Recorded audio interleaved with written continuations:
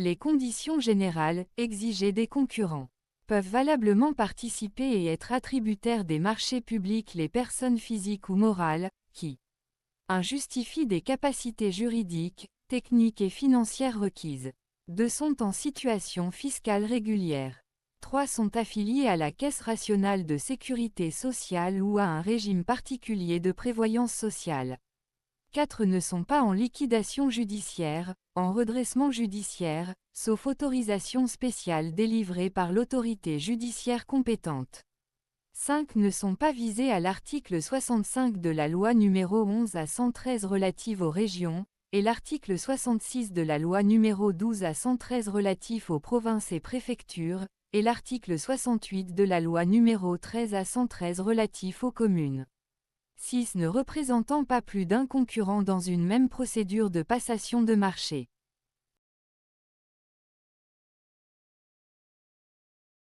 Les conditions relatives aux compétences et qualifications exigées des concurrents. Pour justifier ses capacités et ses qualités, le concurrent est tenu de présenter un ensemble de dossiers qui se complètent, en l'occurrence le dossier administratif, le dossier technique et éventuellement le dossier additif.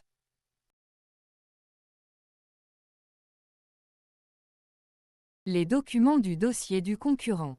Les dossiers présentés par les concurrents doivent comporter le cahier des prescriptions spéciales paraphé et signé, les pièces des dossiers administratifs, techniques et additifs le cas échéant, l'offre financière et une offre technique si elle est prévue dans le règlement de consultation.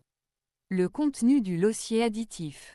Le dossier additif est un dossier qui comprend toute pièce complémentaire exigée par le règlement de consultation en raison de l'importance ou de la complexité de la prestation objet du marché. Le contenu du dossier administratif. Le dossier administratif contient des documents que chaque concurrent est tenu de présenter lors du dépôt de son offre, et de ceux devant être présentés par le concurrent désigne attributaire du marché. Un pour chaque concurrent, au moment de la présentation des offres. Une déclaration sur teneur, en un exemplaire unique, qui doit indiquer le nom, prénom, qualité et domicile du concurrent ainsi que les numéros de téléphone et du fax, l'adresse électronique.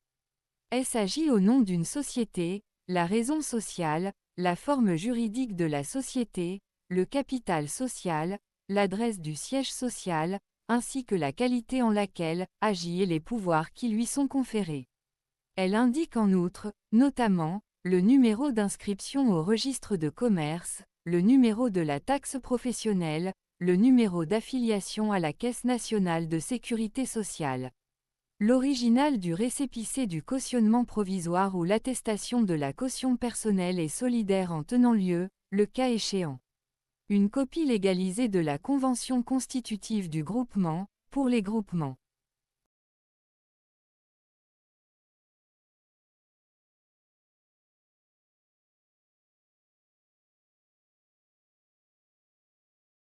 Le contenu du dossier administratif. 2. Pour les concurrents désignés comme attributaires. La pièce justifiant les pouvoirs conférés à la personne agissant au nom du concurrent pour les personnes morales. Un extrait des statuts de la société. L'acte par lequel la personne habilitée délègue son pouvoir à une tierce personne, le cas échéant.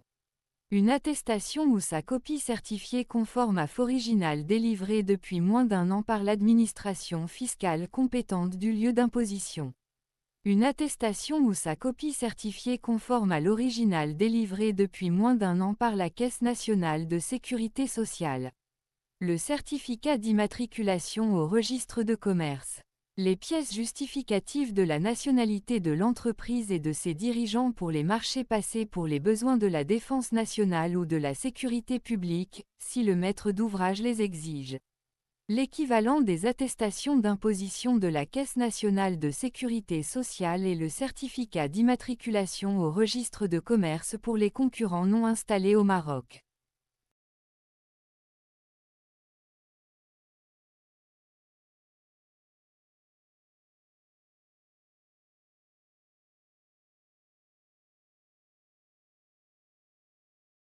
Le contenu du dossier technique.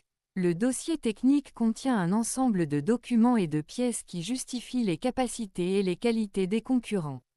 Il comprend notamment Pour les prestations courantes, ce dossier comprend une note indiquant les moyens humains et techniques du concurrent et mentionnant éventuellement le lieu, la date, la nature et l'importance des prestations à l'exécution desquelles le concurrent a participé et la qualité de sa participation. Pour les autres prestations qui, en raison de leur nature et de leur importance, la note ci-dessus est complétée par des attestations ou leur copie certifiée conforme à l'original délivrée par les maîtres d'ouvrage publics ou privés ou par les hommes de l'art sous la direction desquels le concurrent a exécuté lesdites prestations. Lorsqu'un système de qualification et de classification est prévu, le certificat délivré dans le cadre dudit système tient lieu du dossier technique. Lorsqu'un système d'agrément est prévu pour les marchés concernés, le certificat délivré dans le cadre dudit système tient également lieu du dossier technique. Les concurrents ayant un statut d'organisme public sont-ils soumis à des conditions spéciales? Un établissement public peut se porter candidat à un marché public à condition de présenter un dossier contenant les documents suivants. Au moment de la présentation de l'offre, outre le dossier technique et additif le cas échéant, une copie du texte l'habilitant à exécuter les prestations objets du marché. Pour l'établissement public attributaire du marché, une attestation ou sa copie certifiée conforme à l'original délivré depuis moins d'1 an par l'administration fiscale compétente du lieu d'imposition. L'attestation de la Caisse nationale de sécurité sociale.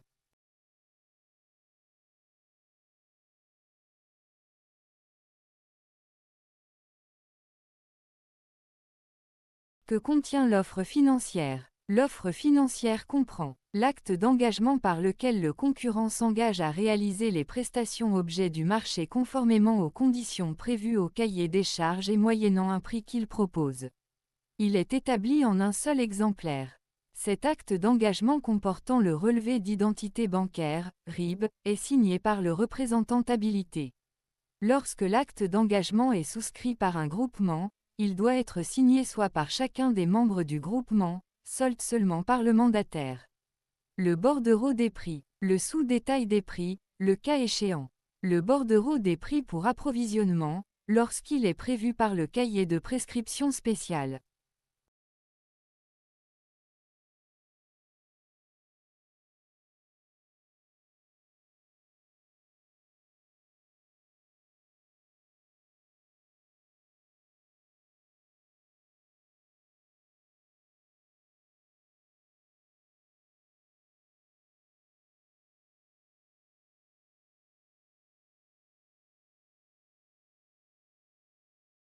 Que contient l'offre technique? L'offre technique peut être exigée lorsque la nature particulière des prestations à exécuter le justifie, compte tenu de leur complexité ou de l'importance ou des moyens à utiliser pour leur réalisation.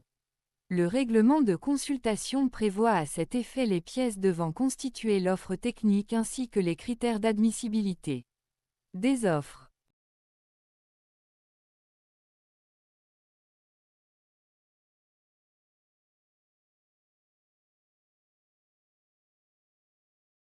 Les conditions à respecter pour la présentation de l'offre.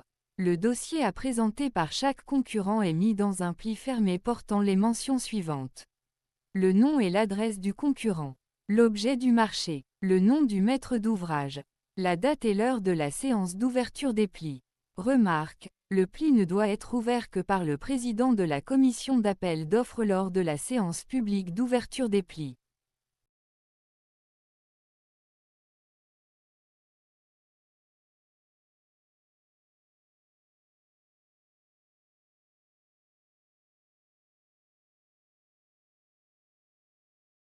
Un pli contient les enveloppes suivantes. Il contient 2 enveloppes distinctes lorsque l'offre technique n'est pas exigée ou 3 enveloppes distinctes lorsque la présentation d'une offre technique est exigée. La première enveloppe contient les pièces des dossiers administratifs, techniques et additifs, le cas échéant, le cahier des prescriptions spéciales et le règlement de consultation. La deuxième enveloppe contient l'offre financière. La troisième enveloppe contient l'offre technique. Comment les concurrents peuvent-ils déposer leurs plis? Le dépôt des plis des concurrents se fait selon le choix des concurrents.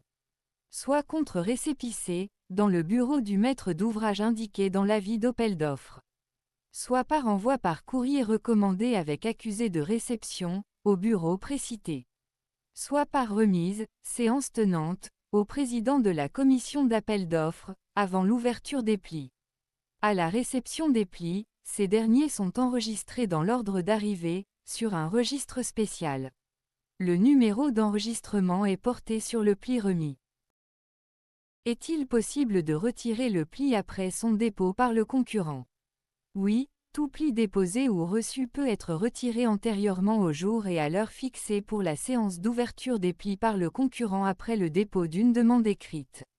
Les concurrents ayant retiré leurs plis peuvent présenter de nouveaux plis dans les conditions précitées.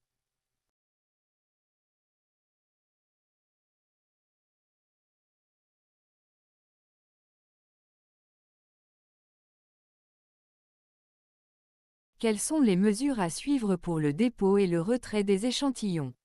Le maître d'ouvrage peut prévoir le dépôt d'échantillons ou prototypés, ou la présentation de prospectus, notices ou autres documents techniques dans le règlement de consultation, à condition que la nature des prestations l'exige et en l'absence de tout autre moyen en mesure de décrire et de définir la prestation à réaliser et ses spécifications de façon claire et suffisamment précise.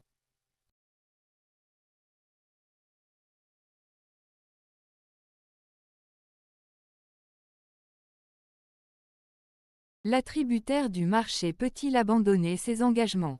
L'attributaire du marché ne peut retirer son offre et abandonner ses engagements vis-à-vis du maître d'ouvrage dans un délai de 75 jours à partir de la date la séance d'ouverture des plis ou de la date de signature du marché par l'attributaire lorsqu'il s'agit d'un marché négocié.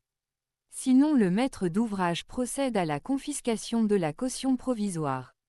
Le maître d'ouvrage peut proposer la prorogation de ce délai à condition que le concurrent donne son accord.